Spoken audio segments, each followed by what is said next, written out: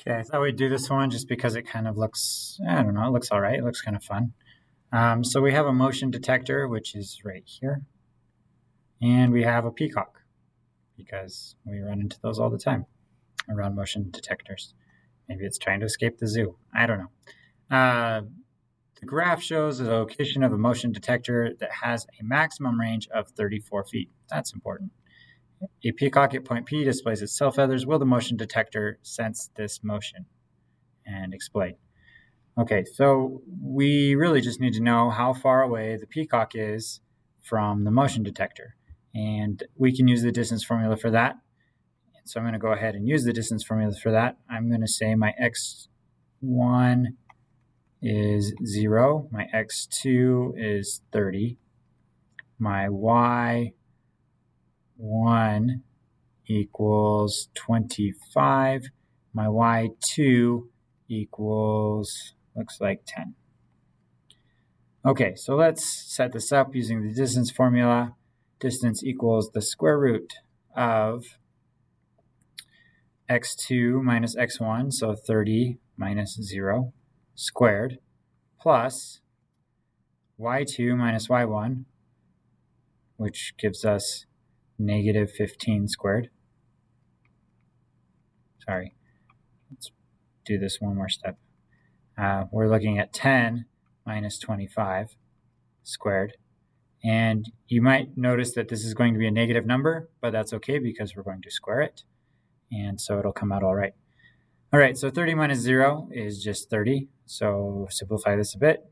Distance equals the square root of 30 squared plus 10 minus 25 is negative 15. Negative 15 squared is positive 225. I guess I skipped a step on that.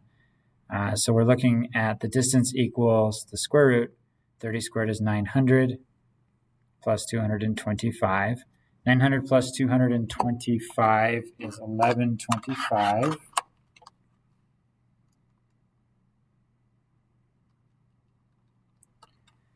So we want to find the square root of 1125, and that will be our total distance,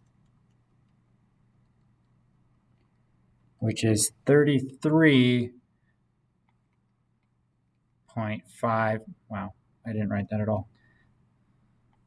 Pretend that's not there. Is 33.54 yada yada yada feet. Okay, 33.54 etc. feet.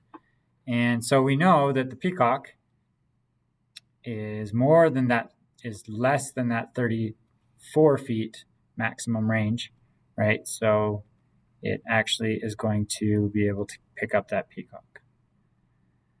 Good thing too, because who knows what it would have gotten away with.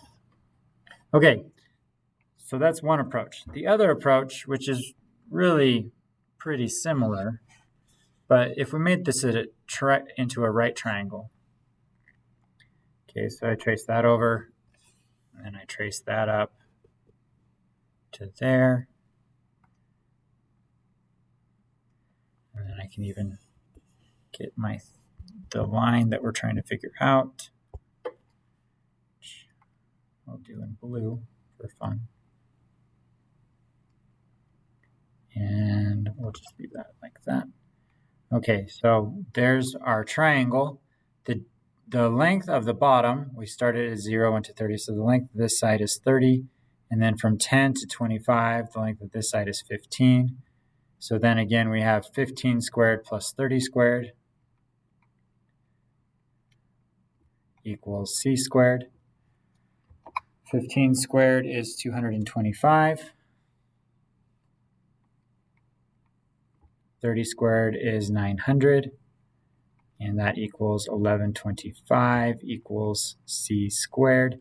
Take the square root of 1125. And again, we get the 33. So c equals 33.54 feet. And the bird is caught, captured, and put back in its cage. All right, I hope that's clear.